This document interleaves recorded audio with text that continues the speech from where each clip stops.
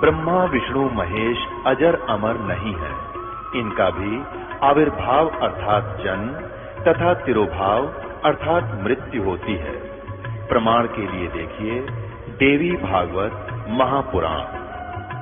ब्रह्मा, मैं, विष्णु और शिव, ये तुम्हारी प्रभाव से जन्मवान है।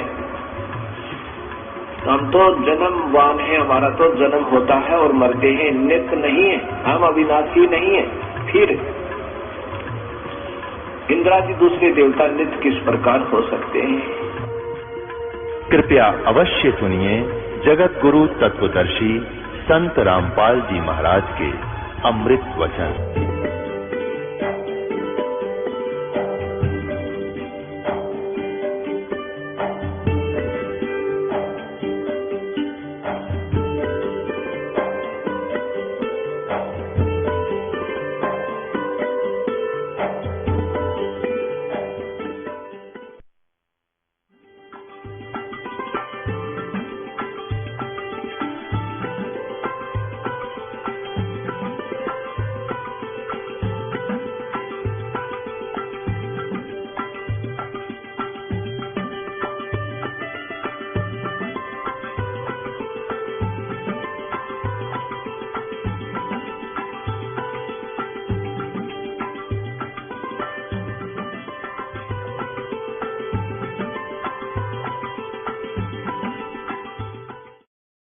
मासा घटे न तिल बधे, विधना लिखे जो लेख, और सच्चा सतगुरु मेट कर ऊपर मारे मेघ। मासा घटे न तिल बधे, यानी कोई भी परिवर्तन आपके सुख या दुख में ना कोई नियमन कर सकते, ना उसको बढ़ा सकते। कौन? परमेश्वर कबीर जी को छोड़कर, परम अक्षर ब्रह्म के अतिरिक्त। तो जब तक हमें सत्साधना नहीं मिलती, परमेश्वर की शरण नहीं मिलती, तो हम अपना प्रारब्ध ही प्राप्त कर रहे होते हैं। अब मान लीजिए कोई ये सोचे कि मैंने एक कार खरीद दी, एक कोठी बना दी, 10 एकड़ जमीन और मोल लेकर बच्चों को दे दिया। ये आपका चाहा नहीं, आपके संस्कार में पूर्व निर्धारित था। अब प्राणी का चाह कुछ नहीं हुआ, जो भी आपका पूर्व संस्कार था वो फल रहा है। जैसे किसी बालकों की शादी होती है, विवाह होता है, तो विवाह होते ही प्रत्येक व्यक्ति का एक ऐसा ट्रेंड है, ऐसी सोच है कि भगवान पुत्र दे। अब सभी की इच्छा थी कि बालक होगा, पुत्र होगा, लेकिन पुत्री होगी। फिर दूसरी बार सोचा परमात्मा, अब कहते पुत्र दे, दूसरी भी पुत्री होगी।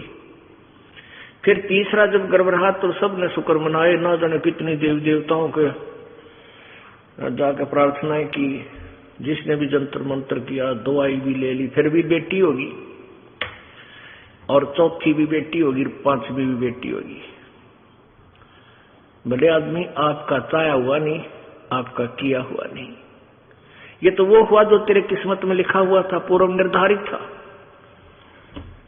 और आज वो अनजानपने में कह रहा है कि 2 बेटे 2 बेटी होगी, सबकी ब्याह शादी कर दी, सबका पुत्र पुत्री होगी और हमारा जीवन सफल हो गया। अरे भले व्यक्ति, जो तूने करना था वो तो स्टार्ट भी ना किया, ये तो पिछली मड़ाई खाली और पल्ला झाड़ दिया, बैटरी डिस्चार्ज होगी। अब एक कदम काम बिगड़ जाएगा सारा, फिर गधे की योनि में जाओगा। पुण्यात्माओं, सत्संग के अंदर बहुत ही पुण्यकर्मी प्राणी आ सकता है, जिस पर विशेष कृपा परमेश्वर कबीर जी की होती है, अन्यथा सत्संग में नहीं आ सकता। इस पृथ्वी के ऊपर कितनी संख्या है मानव की, और पूरी संख्या, पूरी जनसंख्या के कितने प्रतिशत आप इस भक्ति से जुड़े हो? इससे आप विचार कर लेना कि आप कितने पुण्यकर्मी प्राणी हो। चाहे कोई दुख में आया है, चाहे कोई सुख में आया है, चाहे कोई अपना कष्ट निवारण करवाने के लिए यहाँ आया है या कोई परमात्मा पाने के लिए आया है, दोनों ही पुण्यकर्मी प्राणी है। उनके पिछले जन्म जन्मांतर के शुभ कर्म, भक्ति वाले जो शुभ कर्म थे, वो बहुत ही पुण्य है, बहुत ही अच्छे हैं। और जो आज मान लिए किसी के पास धन ज्यादा है, पैसे वाला व्यक्ति है, वो भी परमात्मा की शरण में आया है। और एक बिल्कुल निर्धन आदमी है, बिल्कुल निर्धन व्यक्ति है, और वो भी संग्रहण किए है। तो दोनों ही विशेष पुण्यकर्मी प्राणी हैं, भक्ति सतर के। और बाकी रही बात जो पुण्य की, किसी के पास कार है, कोठी है, पैसा है, उसने पिछले जन्म में धर्म घना किया हुआ है, दान किया हुआ है। और जिसको ये भक्ति प्राप्त हुई है और उसके पास धन नहीं है, गरीब व्यक्ति है, निर्धन है, उसने पिछले जन्म में दान नहीं किया। केवल दान का डिफरेंस है, ये कोई बड़ी बात नहीं बताई परमात्मा ने। लेकिन अब अपने सारे ज्ञान न समझ कर प्रॉपरली दान भी करें और नाम भी श्रवण करें। इस बात ने याद रखे कि पार होने तो उद्देश्य है अपना, सतलोक चलने का उद्देश्य तो है ही है। किसी कारण से पैर फिसल भी जावे और ना जाने पाओगे तो कम से कम नेक्स्ट जन्म हो भी गया आपके, जब तक ये फिर सतयुग कलयुग आएगा, तब तक कम से कम रोटी की समस्या तो हल हो ही पाओगे आप। इस दृष्टिकोण से भी आपने दान करना चाहिए। और फिर ये 500 यज्ञ भक्ति रूपी फसल में ये खाद और सिंचाई का भी कार्य करती हैं। इस उद्देश्य से भी इसमें पीछे नहीं रहना चाहिए। अब दान की क्या व्यवस्था है? जैसे एक व्यक्ति के पास 2 करोड़ रुपये और उसने 20,000 दान कर दिए, बहुत अच्छा दान है, कमाल कर दिया। और एक व्यक्ति के पास 2,000 रुपये हैं और उसने 500 दान कर दिए, ये उस 20,000 वाले से ज्यादा दान है उसका। तो पुण्यात्माओं, इस दृष्टिकोण से, लेकिन दोनों ही दान करने वाला सच्ची श्रद्धा से और बगैर किसी इच्छा से। उसके एक तो हम दान करते हैं प्रतिफल की इच्छा करके, प्रतिफल के भी मेरा ये हो जा, छोरा नौकरी लग जा, लड़का नौकरी लग जाए, एक पाठ कराऊं, या भैंस ठीक पैसे की बिक जाते, एक पाठ कराऊं, और भी कई चीज होती है, उसके 100 रुपये दर देता हूं, ऐसा काम हो जाए। ये तो आपका यही बराबर हो जाएगा। जो ऐसे आपने जो डिमांड कर ली बालक से और वो दान कर दिया, काम आपका होगा, लेकिन वो दान यही पैरेलल हो गया आपका, इसका आगे कोई बेनिफिट नहीं।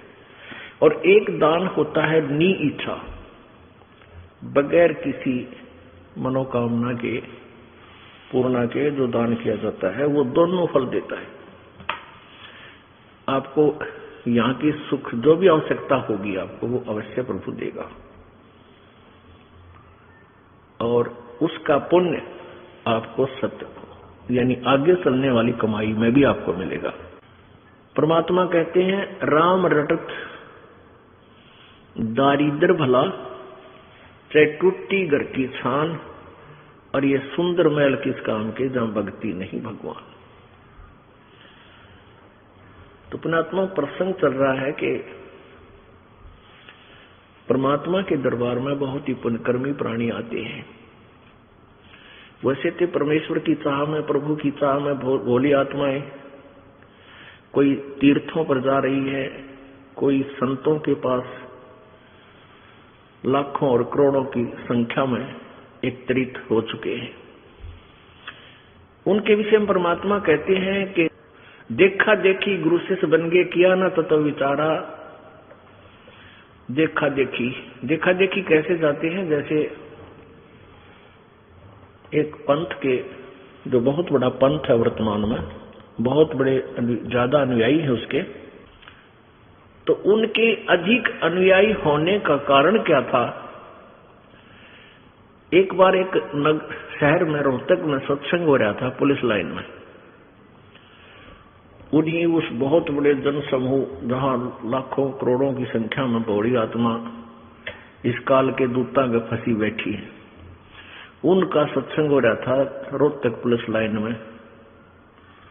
कोई भगत करा रहा था, संडे रविवार का दिन था और हम भी वहां चले जाते थे। एक भगत रहता था हमारा पुलिस लाइन में, वहां पर परमात्मा का भक्त।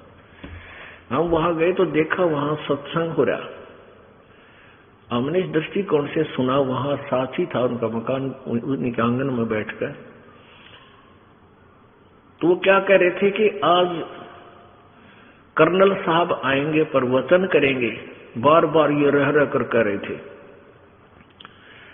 और आसपास उन्होंने यही कह रहा था कि कर्नल साहब आएंगे और आज के प्रवचनकर्ता वो होंगे। तो जब वो आम व्यक्ति ये सोचता है कि ये कर्नल साहब यहां आए हैं, तो ये तो बहुत बड़े बुद्धिमान समझदार व्यक्ति हैं, इन्होंने ज्ञान को समझा है और ये फिर आगे बता रहे हैं, इसलिए हमें कोई शंका की गुंजाइश नहीं रही कि जहां ऐसे अधिकारी अफसर भी यहां आए हैं।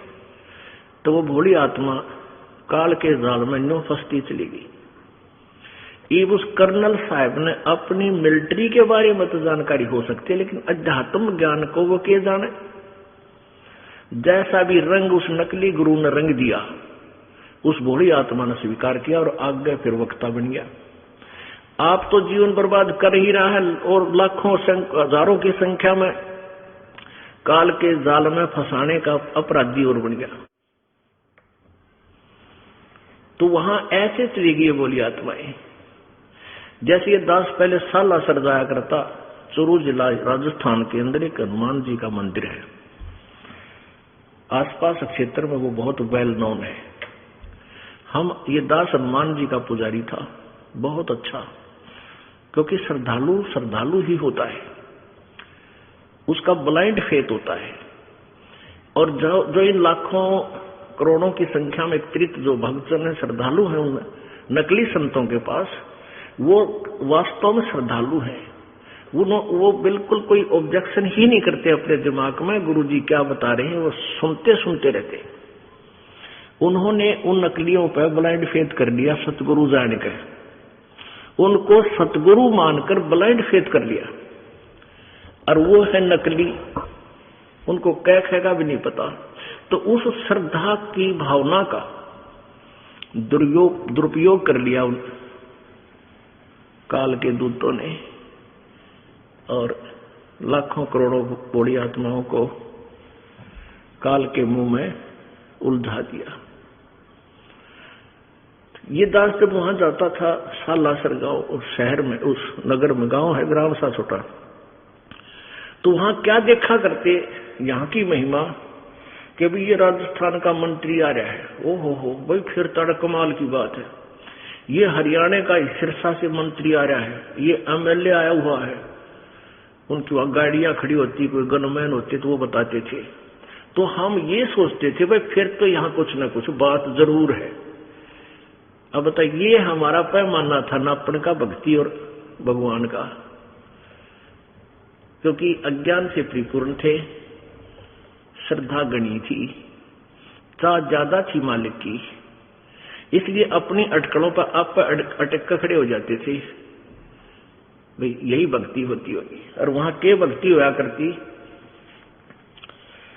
एक सूखा नारियल, अरे एक इतना कपड़ा लाल लंगोट, वो बोला करते उसका ध्वजा, उस नारियल ने गधे नहीं खाए, ना उसमें गिरी, कति सूखा खड़ंग, और वो चढ़ाया करते बाबा जी के माथे पे मारते। नो, वह इतनी बूढ़ी की मूर्ति मंदिर में रखी और शकल की भी कोई ना डंकी बासी आओ बता के पूजा करते। हम किसी दिमाग खराब हो रहे थे हमारे, और भीड़ हो जाती घनी, नो मारा करते फेंक कर, शर्म लगती भगवान हनुमान के की मूर्ति के, और सफल हो जाते। भाई ठीक है, हाजरी लाइए बाबा जी।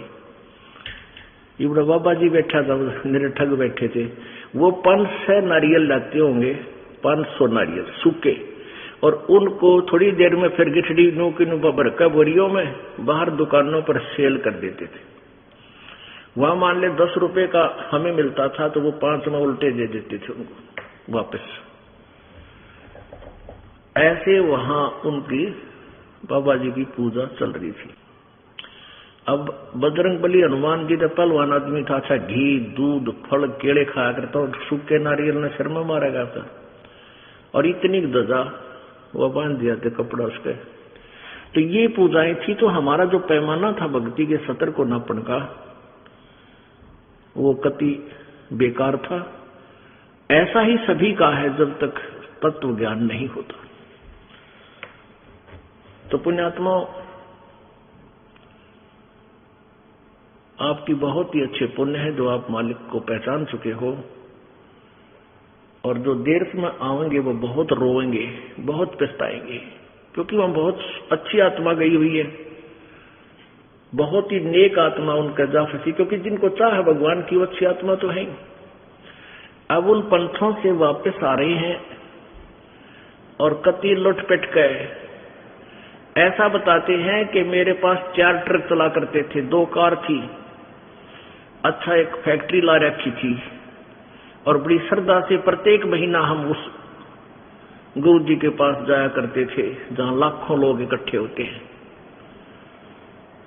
और आज घर में भी दुख, शरीर में भी कष्ट, वो ट्रक भी बिक गया, वह कार भी बिक गई, और शरीर में आपत्तियां नरी आएगी। अब यही बात है कि जब तक हमारे पुण्य चलते हैं, पिछले संस्कार के जो अच्छे हैं, जब तक उनका दौर चलता है तो जीव सुखी नजर आता है, और जो भी उसको लाभ हो रहा है वो हो रहा है प्रारब्ध से, और वो सोचता है कि जैसे मैंने इस गुरुजी से उपदेश ले दिया, इस गुरुजी के कारण हो रहा है। अब फिर उनकी विरानमाटी शुरू हुई, वह दुर्गति शुरू होगी, वो गुरुजी भी वही है और वह पूजा भी वही है। अब कैसे ये दुख क्यों आ गया, जबकि दुख तो सुख में परिवर्तित होना चाहिए।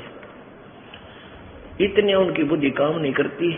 वहां से फिर चलते हैं दूसरे गुरु के पास, फिर तीसरे के पास, फिर यहां भी पहुंच जाते हैं। यहां पहुंचने के बाद फिर उनकी चौंध टूटे,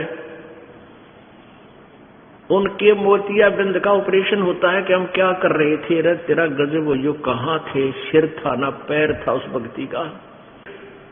एक मंत्र जानते हैं वह, कहते 2.5 घंटे सुबह बैठो, 2.5 घंटे शाम, और समाधि लाओ। हलना नहीं, टहलना नहीं, खाज भी नहीं करनी की तो हो जाता है, नहीं तो डिस्टर्ब हो जाओगे। और फिर क्या होगा, बोला अंदर देखो, अंदर देखो, प्रकाश ही प्रकाश है, नूर ही नूर है। परमात्मा सतपुरुष कैसा है, वो तो निराकार है। फिर समाधि में के ढूंढेंगे, टट्टू ढूंढेंगे वह। जब समाधि लगा रहे हैं परमात्मा को देखने के लिए तो लगाते होंगे, जो भी क्रिया करे प्रभु के लिए करे, और प्रभु निराकार है तो फिर क्यों डले ढो रहे हो। पुण्यात्मा, इस दास के ऊपर परमात्मा की कृपा बहुत घनी होगी, और वो होगी आप जी के लिए, क्योंकि पहले तो दास से उपदेश लिया, अपनी भक्ति करता था। सन 1988 में उपदेश प्राप्त हुआ था मुद्दास को। 1994 तक 6-7 वर्ष ये दास अपनी भक्ति भी करता था, अपनी रोजी रोटी का धंधा भी करता था। कोई ये स्वप्न में भी नहीं था कि इतने निर्मल भगवान की और ऐसे उत्तम ज्ञान की चर्चा इस दास ने करनी पड़ेगी। करने का आदेश हो गया।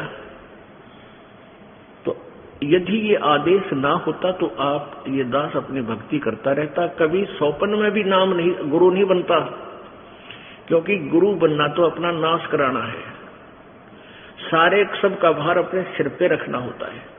और जब आदेश हो जाता है परमेश्वर का, गुरुजी का, जो गुरुजी कनेक्टेड है परमात्मा से, उनकी एक परंपरा होती है, उस नियम से चलते हुए, तो फिर वो गुरु दोषी नहीं रहता। क्योंकि जैसे एक एसएस बोर्ड होता है, एसएस बोर्ड का एक चेयरमैन होता है, वो गवर्नमेंट के द्वारा नियुक्त किया जाता है, अपॉइंट किया जाता है, उसको अधिकार दिया जाता है आप ऐसी जो टर्म एंड कंडीशन पूरी करते हैं जो कैंडिडेट, उनको इस पोस्ट के लिए आप उनकी अपॉइंटमेंट कर सकते हैं। तो वो 4 लाइन लिख देता है, you are here by appointed for the post of such and such, your pay and salary will be such and such, और नीचे अपने साइन कर देता है। पेन भी सरकार का, इंक भी सरकार की, टेबल मेज कागज भी सरकार का, और साइन वो करता है। तो उसके द्वारा किए गए साइन से उस बच्चे को नौकरी मिल जाती है, कैंडिडेट को, और सरकार उसको तनख्वाह भी देती है, सारा भत्ता भी देती है, और उसको पेंशन भी देती है। उस चेयरमैन ने अपनी जेब से 54 विधि देनी पड़ती है उस कैंडिडेट को। तो ऐसे सारा भार उस सरकार ने उठा लिया, केवल उसके साइन होते हैं। ऐसे ही ये इस दास को जब अपॉइंट कर दिया गया, नॉमिनेट कर दिया गया उपदेश देने के लिए पूज्य गुरुदेव जी द्वारा, तो वो सच्ची सरकार, वो परम अक्षर ब्रह्म कबीर देव जी उन सभी आत्माओं को, जिसको ये दास उपदेश दे देता है, जिसकी अपॉइंटमेंट कर देता है, उसको सारा सुख वो परमेश्वर कबीर जी, वो सच्ची सरकार देती है। दास की तरफ से कुछ नहीं जाता। और यदि मुझे ये आदेश ना होता और मैं फिर गुरु चेले बनाता, ठीक है, अपनी कमाई से 100, 200, 1000, 2000 को थोड़ा बहुत लाभ दे सकता था, लेकिन वो चेले भी नरक में और मैं भी नरक में जाता। अब परमात्मा के तत्व ज्ञान से मैं पता हुआ कि सबसे बड़ा शत्रु इस प्राणी का गुरुपद है, कि उसमें अहम आता है। अब पुण्यकर्मी प्राणी ही इस पद को प्राप्त करते हैं, गुरुपद को। जैसे ये गुरुलोक बने हुए हैं, जैसे राधा स्वामी पंथ जहां से प्रारंभ हुआ है, वो है श्री परम धनी हजूर श्री शिवदयाल जी महाराज, आगरा पन्ना गली आगरा वाले, वहां से राधा स्वामी पंथ चला है। और वो पुण्यकर्मी प्राणी थे, पिछले जन्म के बहुत अच्छे संस्कारी प्राणी थे, जिस कारण से उनको ये चाह थी प्रभु की। उन्होंने कोई गुरु नहीं बनाया, शिवदयाल जी महाराज ने कोई गुरु नहीं बनाया, निगुरे थे। फिर उन्होंने ऐसे ही ग्रंथों को पढ़ा, किसी संत का अनुभव पढ़ा, कहीं सी ईंट कहीं का रोड़ा, कबीर जी का एक शब्द उन्होंने पढ़ा, करने नो दीदार महल में प्यारा है, हल्दी की गांठ लेकर पंसारी बन गए। एक करने नो दीदार महल में प्यारा है, इस शब्द को लेकर के उन्होंने सतलोक ले जाने का ठेका ले लिया, और उन्होंने उनको सतलोक के बारे में कै का भी पता नहीं था। श्री शिवदयाल जी महाराज जो इस राधा स्वामी पंथ के प्रवर्तक है। अपने आत्माओं, यह बात आपका सबका खटकेगी, देव भूत लाग रहा कल की मारने,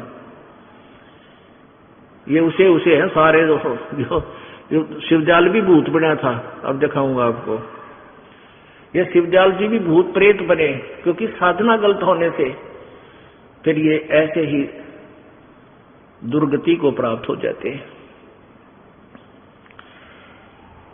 अब पुण्यात्माओं, ये जो प्रसंग आ जाता है कि श्री शिवदयाल जी को भी ज्ञान नहीं था, बिल्कुल नहीं था, सतलोक का बिल्कुल ज्ञान नहीं था, ना उनके पास कोई भक्ति थी, ना उनके पास मंत्र थे। इस दास को कोई शौक नहीं है किसी की आलोचना करने का, लेकिन ये दास एक टीचर बना दिया परमात्मा ने, आध्यात्मिक शिक्षक टीचर। और एक टीचर का कर्तव्य बनता है, यदि बच्चे गलत ज्ञान ग्रहण कर रखे है, उन्होंने सवाल गलत निकाल रखे, उसको ठीक करावे। पहले के किसी अध्यापक ने कोई प्रश्न गलत हल कर रखा है और सभी बच्चों ने वो नोट कर रखा है और उसी का रट्टा लगा रहे हैं, और दूसरा अध्यापक आता है, उसकी नजर चढ़ जाता है कि ये बच्चे गलत जो है ना प्रश्न हल किए हुए हैं, तो उसको ठीक करा देता है, उसका प्रथम कर्तव्य बनता है। तो इस दास का प्रथम कर्तव्य है कि जो इन नकली गुरुओं ने आउट ऑफ सिलेबस पढ़ा रखा है,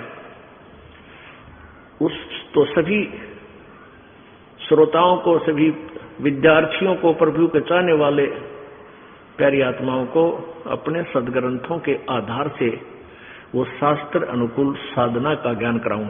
और फिर इस चीज का कैसे पता चलेगा भाई कौन सी गलत है, कौन सी ठीक है?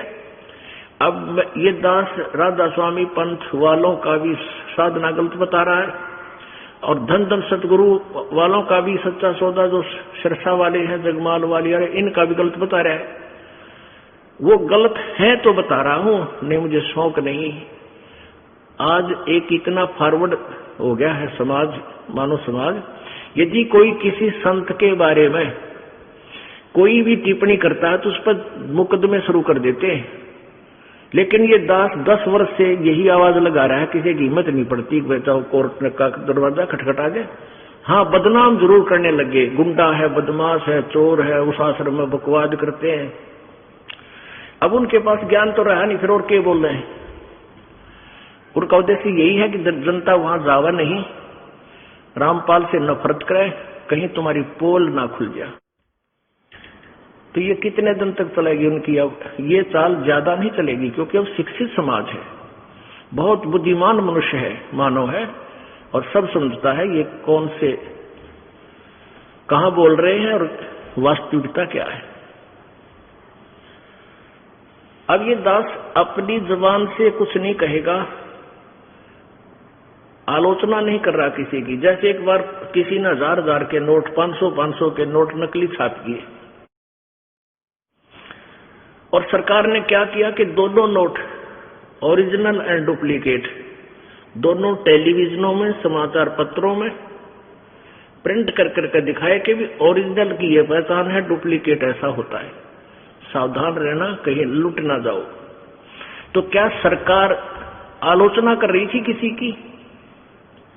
नहीं, एक बहुत बड़ा उपकार किया। गरीब आदमी जिसके पास 2-4 हजार रुपये और वह नकली हो, वो तो गया काम से। ऐसे ही पुण्यात्माओं, आपका जो धन बर्बाद हो रहा है, व्यर्थ हो रहा है, ये मनुष्य जीवन का जो धन है, इसकी कीमत इस तीनों लोकों के बराबर भी नहीं है, एक श्वास की। और आप इतनी हानि कर रहे हो, आपकी इतनी हानि हो रही है यथार्थ भक्ति ना करके।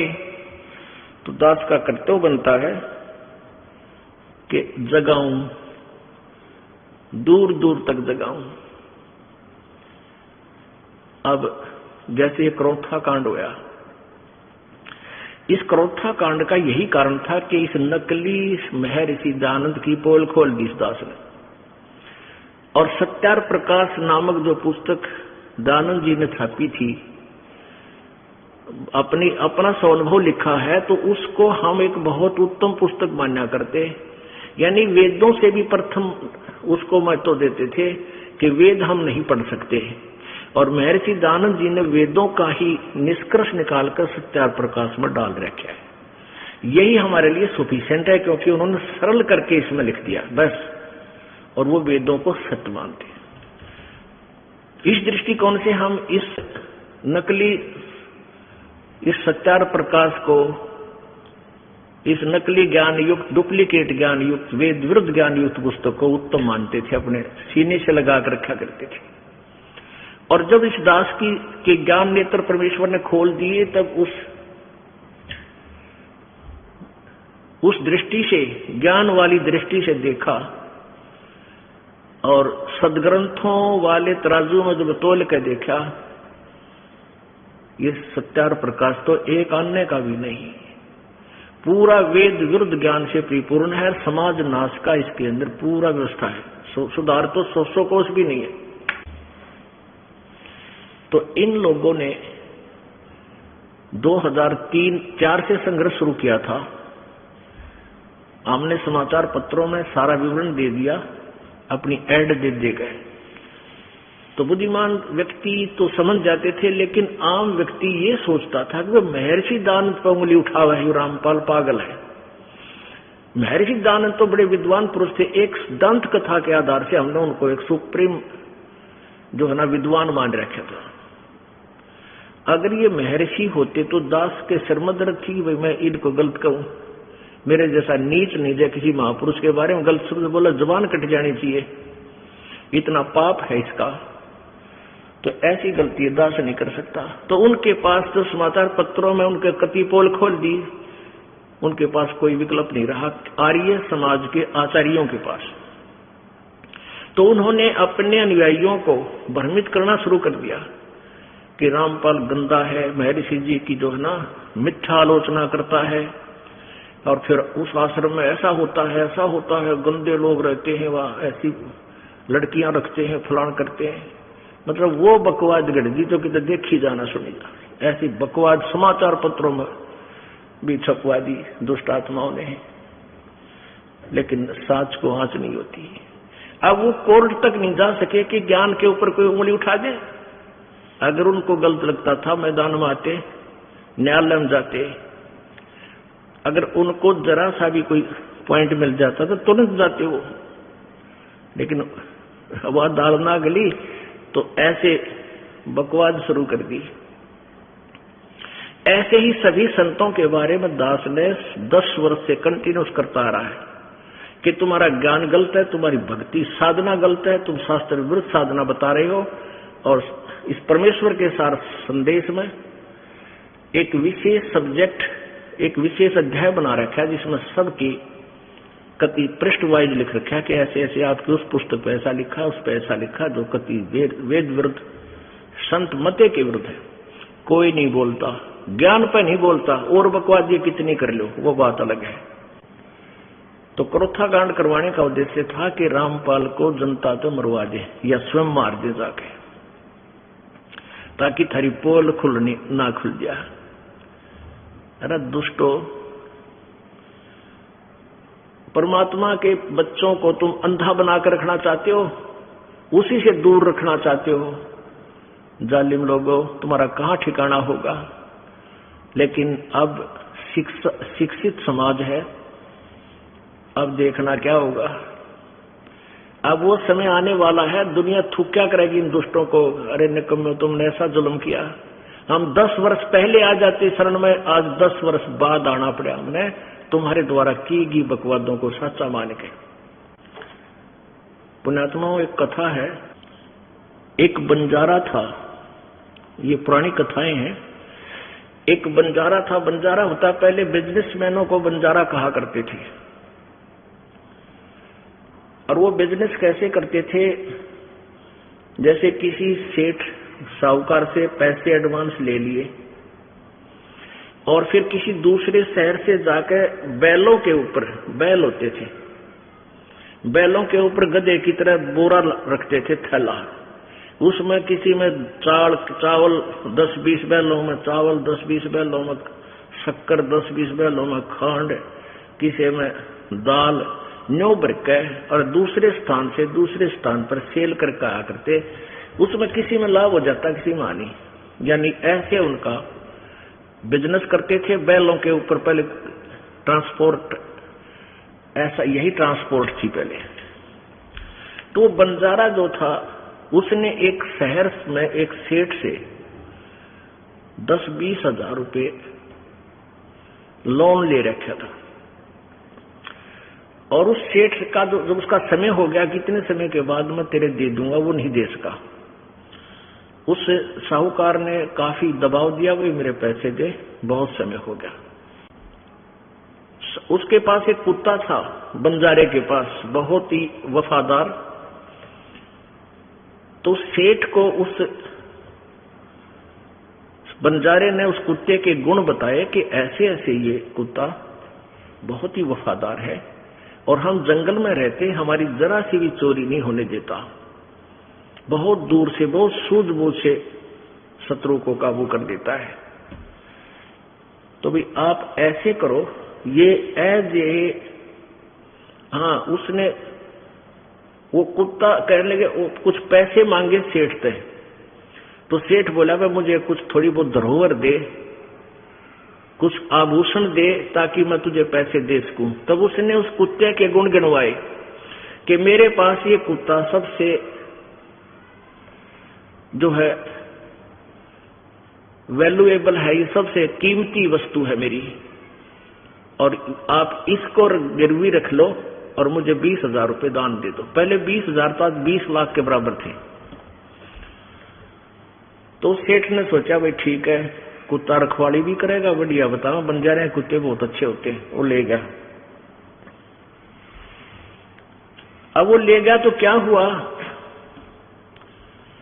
एक दिन सेठ के घर पर चोर आ गए, चोर के डाकू आ गए और बंदूक, तीर, गोली ले रखी बंदूकें। अब कुत्ता बैठा था, उसने सोचा यदि तू शोर करेगा तुझे भी मारेगा और तेरे मालिक ने भी मारेंगे ये पैसे जिसके पास वो रखवाला रह रहा था। तो कुत्ता बोला नहीं, सोने का बहाना कर दिया। अब वो डाकू थे, पैसा काफी उठा के बहुत सारा पैसा लेकर चल पड़े। अब कुत्ता दूर से देखता रहा उनको, उसके पीछे पीछे चलता रहा। उन्होंने जाकर के एक वृक्ष के नीचे गड्ढा खोद के उसमें दाब दिया, क्योंकि सूर्य उदय होने वाला था, और वहां खूब ऐसे ही सूखा रेत डाल के ऐसा कर दिया जैसे यहाँ कुछ नहीं दाब रखा। उस स्थान को देखकर कुत्ता वापस आ गया। उधर से सेठ और वहां के लोग जागे, देखा कि बड़ा नुकसान हो गया सेठ का, तो कई लाख रुपए का नुकसान हो गया। सोना चांदी गहने पैसे बहुत ले गए लोग। तो बहुत हाहाकार मची, बहुत दुखी हो गए। और वो कुत्ता क्या करे, उस सेठ की धोती पकड़े और इधर चलने की तैयारी करे। अब सेठ ने सोचा ये लाड करे तेरे ते, उसकी ओर ध्यान नहीं दे, उधर से दुखी गना। तो एक बुद्धिमान व्यक्ति ने कहा इस कुत्ते की देखो ये क्या कहना चाहे। वो धोती पकड़कर आगे को चल पड़ा। तो वो सेठ बोले वो चालो तुम इसके पीछे पीछे। वो समझ गया तो आगे आगे चल दिया। उसने जाकर के वो स्थान वहां खोदना शुरू किया पंजों से। तो बुद्धिमान लोगों ने वो खोदा तो सारा धन पा गया। अब वो सेठ बड़ा खुशी हुआ, अब वही कमाल कर दिया। उस बंजारे ने जैसी महिमा बताई थी इस कुत्ते की, भाई ये तो वैसा ही मिला। आज मेरे को बहुत लाभ, कई लाख रुपए का नुकसान मेरा बचा दिया। तो उसने क्या किया, चिट्ठी बना दी बंजारे के नाम, उस पर लिख दिया कि भी तेरे कुत्ते ने आज मेरे को कई लाख रुपए का फायदा कर दिया, और मैं तेरा 20,000 रुपए का जो कर्ज भी माफ करता हूं और तेरे कुत्ते को भी वापस देता हूं। और वो लिख कर सारा उसके गले में चिट्ठी बांध दी और कुत्ते को भेज दिया। कुत्ता समझ गया। वो जब बंजारे के पास आया तो उसने दूर से देखा कि कुत्ता आ गया। और पहले व्यक्ति अपने कारोबार में जुबान के पक्के हुआ करते हैं, और जुबान के पक्के होते थे तभी उनके सौदे आगे चलते रहते थे, उधार मिलता था। तो उस बंजारे ने सोचा ये कुत्ता आज मेरी बेइज्जती करा दी इसने, और धोखा देकर उस सेठ को छोड़कर आ गया। और वो क्या सोचेगा कि उस बंजारे की सूझबूझ की चाल थी, इस कुत्ते को समझा के भेज रखा था, तू बाज जाइए, इसने तो मेरी नाक काट दी। आओ देखा ना ताओ देखा, निकट से जब आ लिया तो उसके उठा के गोली मार दी, वो कुत्ता मार दिया।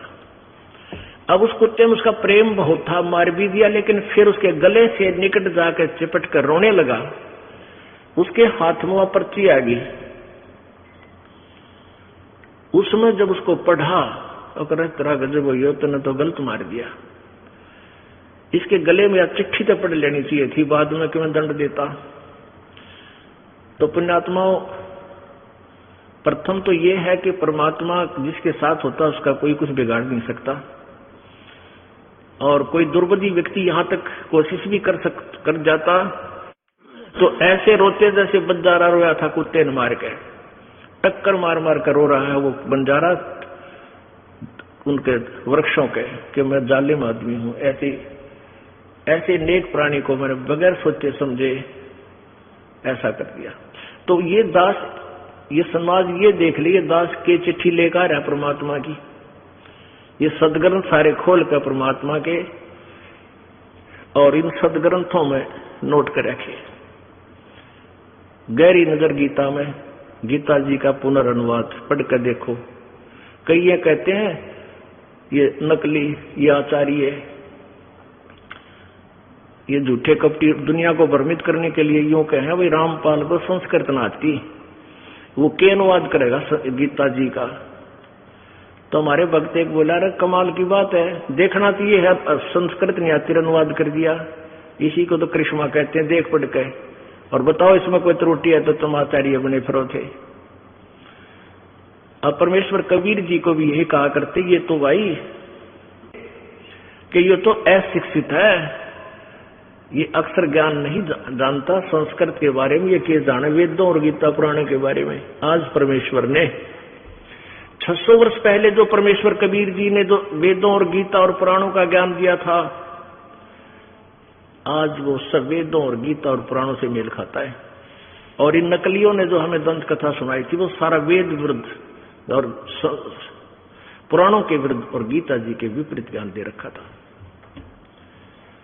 अब प्रसंग चल रहा है कि ये नकली संत जो है, ये जो गुरु पद पर बैठे हैं, ये बहुत पुण्यकर्मी प्राणी है पूर्व जन्म के, और उसको आज उनको 1 लाखों करोड़ों की संख्या में श्रद्धालुओं का मुखिया का पद प्राप्त है, और उनको वो राजशाही ठाठ है, एक से एक बढ़िया कार उनके पास है, सारी सुविधाएं हैं, और सारा दिन में सत्संग जब करते हैं 1 घंटा अटबट करते हैं, 1 घंटा अटबट, बड़ी प्यार से कोई इधर की कहानी कोई ऐसी सुना दी, फिर चुप हो गए हैं, 1 घंटा 1.5 घंटा मुश्किल है, और वो भी अज्ञान कोरा। और श्रद्धालु बड़े खुश हो जाते, ओहो आज तो भाई महाराज ने चाड़ा पाट दिया, बड़ा ज्ञान सुनाया। अब कहते हैं अंधे की बाँ गई अंधे ने मारे कौन बतावे, अंधे की बाँ अंधा गया। और इस दास ने यू गला भी कंडे हो लिया, इस दास का 18 घंटे बोलना पड़ता है, 6 घंटे 7 घंटे सत्संग इस दास ने करना पड़ता है, ताकि ये अज्ञान हट सके, ये पुण्यात्मा अपने मालिक को पहचान सके। इस दास को ने मजदूरी की है परमात्मा के आदेश से। आज सन 1994 से लेकर आज लगभग 16 वर्ष हो गए, 15 वर्ष हो गए, 16वां चल रहा है। और जिस दिन से ये दास के ऊपर ये भार आया है, उसी दिन से आज तक एक पल का सांस नहीं लिया है, क्योंकि इतनी मेहनत का कार्य है, इसकी इतनी मेहनत के बिना ये जनता तक पहुंच नहीं सकता। और अब तो इसका डूंडा उठ गया, एक तक कत्ती चारों तरफ तैल का माच लिया मालिक के ज्ञान का।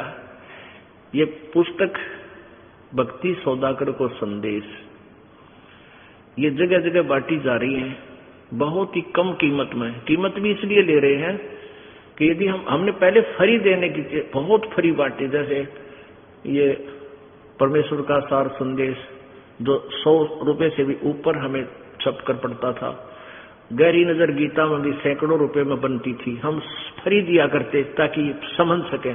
लेकिन इतने ढीठ हो गए हम, फ्री की कोई वस्तु मिल जाए उसने कति नहीं पड़ना, ये पल्ला गांठ ला रखी, और 10 रुपए खर्च हो जाए जरूर पड़ जाएगा ना, ये तो खर्च करेगा नहीं, करेगा तो पड़ेगा। तो हमने फिर यही देखा कि हमें 20, 25, 30 रुपए में जो पुस्तक पड़ रही है, उसके हमने 10 रुपए लेने शुरू किए। अब उसका इतना बेस्ट रिजल्ट आया है कि जो भी 10 रुपए खर्चा है पुण्यात्मा जरूर पड़ेगा। एक आधा नहीं पड़ा तो उसका कोई बच्चा पढ़ लेता है, उसको समय नहीं मिलता है, और कोई और रिश्तेदार पढ़ लेता है, तो वो अब उस ज्ञान को समझकर बिल्कुल क्लियर होकर आते हैं। हम पूछते हैं भाई कैसे कृपा हुई परमात्मा की आपके ऊपर यहाँ आने में, कैसे आए? कहेंगे जी आपकी वो पुस्तक पढ़ी भक्ति सौदागर को संदेश, कैसा ज्ञान लगा, ओहो ज्ञान क्या बस कमाल कर रखा है, ओहो हम 20 वर्ष राधा स्वामी पंथ में थे, कोई काम 30 वर्ष तक वंडले डोए, कुछ भी नहीं था वहां पे। कोई धन धन सतगुरु न रो रहा है कि तक कोई है उस हंसा देश वाले में रोआ है कि देख खो दिया जीवन हमारा, कुछ भी नहीं था उनके पास। तो ये जो जितने लेट आएंगे उतने पछताएंगे और कोसेंगे उन दुष्टों को जिन्होंने इस दास के ऊपर इतने झूठे आरोप लगा दिए कि उन भोली आत्माओं को हमसे कोसों दूर कर दिया जिन्होंने ये लाभ उठाना था भगवान का। लेकिन ऐसी बात नहीं है, परमात्मा कच्चे नहीं है, अपने बच्चों को फिर ग्रहण करेंगे। कोई तरीका अपनाइए और बहुत ही स्पीड से परमात्मा का ज्ञान पूरे विश्व में विस्फोट की तरह होगा और पूरा विश्व अचंभित हो जाएगा कि ऐसा ज्ञान और ऐसी साधना की तो देखी ना सुनी जो हमारे सदग्रंथों में विद्यमान है। तो इस तरह ये पूरा विश्व में मानव कल्याण भी होगा और आत्मा का उद्धार भी होगा। अब प्रसंग चल रहा था कि जैसे ये जो पुण्यकर्मी प्राणी हैं ये गुरुपद प्राप्त है, इनके पिछले संस्कार हैं। यदि ये गुरुपद पर ना आकर राजनीति में आ जाते तो ये अच्छे मंत्री या मुख्यमंत्री की पद भी प्राप्त कर लेते, क्योंकि इनके पुण्य है अच्छे। इनको दिशा दूसरी मिल गई तो वहां भी राजसी ठाठ है, करोड़ों की संख्या में उनके अनुयायी हैं, झंडे ठाए फरे, जय जयकार करें और वो पूरे राजा की तरह रहते हैं। तो उनके पिछले पुण्य हैं और जब ये पुण्य समाप्त हो जाएंगे फिर इनकी गेला वह दुर्गति होगी या ठाई जाना दरीजा।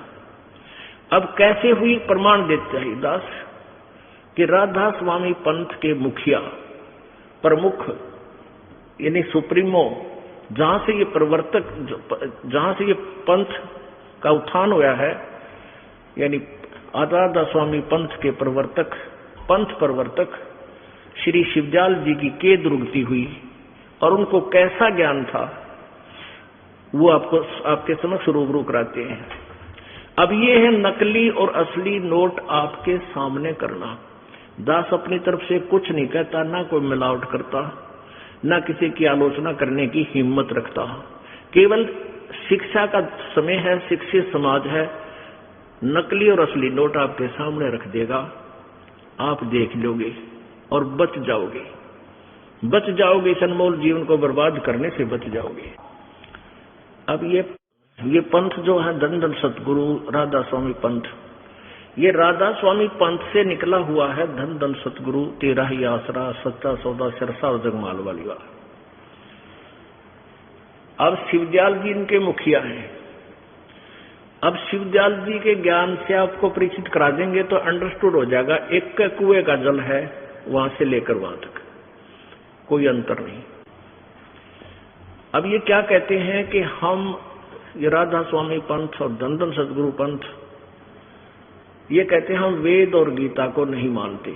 विशेषकर ये खासकर कहते वो भी तो किसी ने लिखे हैं, व्यास जी भी तो इंसान थे, व्यास जी ने लिखे और हमारे गुरु जी ने तो ज्ञान दिया है, ये वेद और गीता से ऊंचा ज्ञान है, फिर हमने क्या जरूरत है वेद और गीता पढ़ने की। हम तो अपने सतगुरु के वचन पढ़ते हैं। अब वो सतगुरु के वचन दिखाता हूं आपको,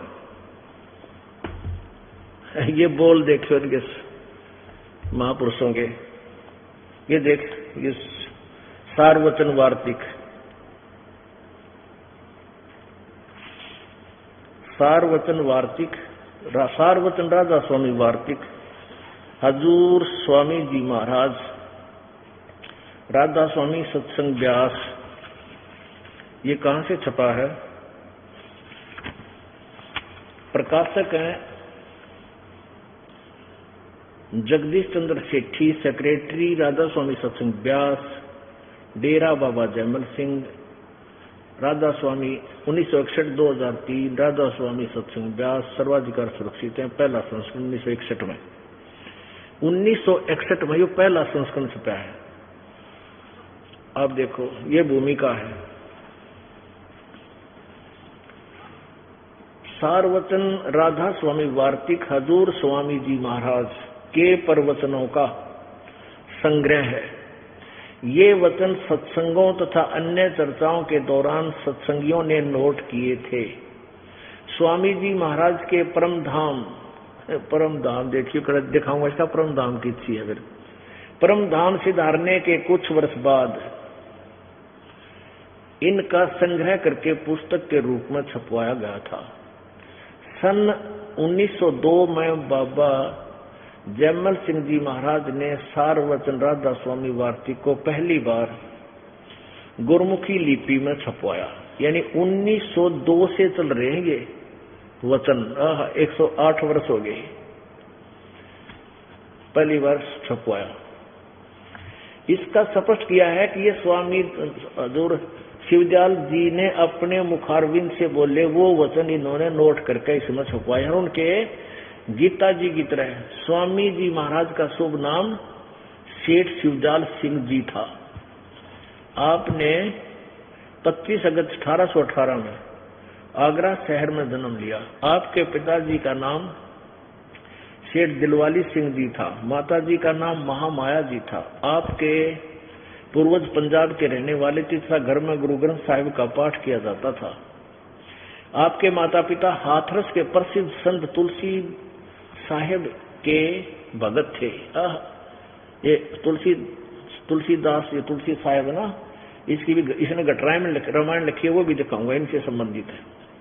स्वामी जी महाराज ने भी तुलसी साहिब की काफी संगति की थी। यानी शिवदयाल जी के माता पिता इस तुलसी साहब के शिष्य थे, हाथरस वाले के। और स्वामी जी यानी शिवदयाल जी ने भी उनके बहुत सा ज्ञान सुना हुआ था, यानी बहुत काफी संगत की थी। स्वामी जी महाराज ने भी तुलसी साहिब की काफी संगत की थी। बचपन से स्वामी जी महाराज का रुझान अध्यात्म की ओर था। आपने एक कमरे में बैठकर 17 वर्ष सूरत शब्द योग का अभ्यास किया और सन 1861 में बसंत पंचमी के दिन खुले तौर पर आम सत्संग और सूरत शब्द योग का उपदेश शुरू किया। कबीर साहब, गुरु नानक साहब, रविदास, दादू, पलटू, तुलसी साहब आदि महात्माओं का भी यही उपदेश था। देखे पीतल को इस सोने से ये सोना है इनकी वाणी और इस तो जोड़ रहे हैं। बोले ये नवी उपदेश ये नाम दिया था। समस्तर वेद, मौलाना, रूम, हाफिज। अरे वाह। बाबा जयमल सिंह का जन्म जुलाई सन 1900। ये नहीं, अब जो चलना है वो देखेंगे। अब इस पुस्तक के अंदर आपको दिखाते हैं, ये देखो, स्वामी राधा स्वामी दयाल की दया, राधा स्वामी साहेब, खुलासा उपदेश हजूर राधा स्वामी साहेब का, यानी शिवदयाल जी का। यहां से देखते हैं, ये प्रथम प्रारंभ है 13 पृष्ठ पे। सिर्फ काम इतना है कि इंसान यानी मनुष्य अपनी सूरत यानी रूह को उसके खजाने और निकास यानी मुकाम सतनाम और राधा स्वामी, सतनाम और राधा स्वामी में यहां मुकाम बोला है, मुकाम पहुंचावे बस। ये देखो इन्होंने सतनाम को यहां मुकाम बताया, सतनाम को ये देखिएगा, ये बताया कि यानी मुकाम सतनाम और राधा स्वामी में पहुंचाए। ये मुकाम माने स्थान, कौन कौन से? सतनाम भी स्थान और राधा स्वामी भी सतनाम। अरे वाह। आगे देखो, अब प्रश्न नंबर 14 पे है, जितने भी आचार्य और महात्मा और अवतार और पैगंबर हर एक मजहब में हुए, वे सब अपने अभ्यास के जोर से अंतर में तरफ मुकाम असली के चले, पर सब के सब धुर स्थान तक नहीं पहुंचे। सो बहुत से तो मंजिल पहली पर और कोई दूसरी मंजिल पर पहुंचे, कोई बिरले साध और प्रेमी मंजिल तीसरी तक पहुंचे, और सिर्फ संत मंजिल 5वीं यानी सतनाम पर। अरे तेरा गजब मंजिल यानी स्थान बना रखा सतनाम इन्होंने। और कोई विरले संत मंजिल 8वीं यानी राधा स्वामी पद तक पहुंचे। अब ये राधा स्वामी और ये सतनाम दोनों स्थान, इस स्थान से आदि सुरत, राधा स्वामी सतान से आदि में सुरत का तंजुल यानी उतार हुआ, यानी राधा स्वामी सतान से नीचे सुरत आई। अब देखो, अब ये देखो आपने वचन नंबर 3 पढ़ा, गीता की तरह 2 लिख रखे हैं श्लोक इनके बना के परमानेंटली, देखो गड़बड़ ना कर दे। ये वचन था 1, ये पहला वचन जो अभी आपने पढ़ा प्रश्न नंबर 13 पे। अब 14 पे आपने पढ़ा वचन नंबर 3। अब वचन नंबर 4 में कमाल कर दिया, प्रश्न नंबर 15 पे वचन नंबर 4, अब समझना चाहिए, अब समझना चाहिए राधा स्वामी पद सबसे ऊंचा स्थान है। राधा स्वामी सबसे ऊंचा मुकाम, मुकाम मान स्थान है, और यही नाम कुल मालिक और सच्चे साहेब और सच्चे खुदा का है। अरे वाह, जय हो बंदी छोड़ की पुण्यात्माओं। कोई अनाड़ी नो कहे कि अब समझना चाहिए दिल्ली भारत की राजधानी है, ठीक है, और फिर कोई यूं कहे कि प्रधानमंत्री भी दिल्ली ही है, दिल्ली भी प्रधानमंत्री है, तो कितना तो समझदार होगा, उसको उसका ज्ञान कैसा होगा उस बड़ोद का। तो ये सचिथी है अजूर स्वामी महाराज जी की। ये देखो, अब समझना चाहिए, ये 4वां वचन प्रश्न नंबर 15 पे, अब समझना चाहिए कि राधा स्वामी पद सबसे ऊंचा मुकाम है यानी स्थान है, और यही नाम कुल मालिक यानी राधा स्वामी स्थान भी है, और ये सच्चे मालिक और सच्चे साहब का सच्चे खुदा का नाम भी है। ये नाम कुल मालिक का भी है राधा स्वामी, और इस मुकाम से 2 स्थान नीचे यानी राधा स्वामी स्थान तय 2 स्थान नीचे सतनाम का मुकाम है। अरे भले आदमी, यहाँ सतनाम का मुकाम और यहाँ सतनाम को खुद मुकाम बतावे, बता मुकाम सतनाम और वहां सतनाम का मुकाम, बता कोई सिर पैर है इनका? और तेरा गजब भैया, इस स्थान से देखो, इस मुकाम यानी राधा स्वामी मुकाम से 2 स्थान नीचे सतनाम का मुकाम है, यानी नीचे सतलोक है। ये अकय पद, अकय लोक को, अनामी लोक को राधा स्वामी कहे हैं, और उसने अगमलोक और अलखलोक छोड़कर तीसरा जो है 2 स्थान नीचे सतलोक को ये सतनाम कह रहे हैं।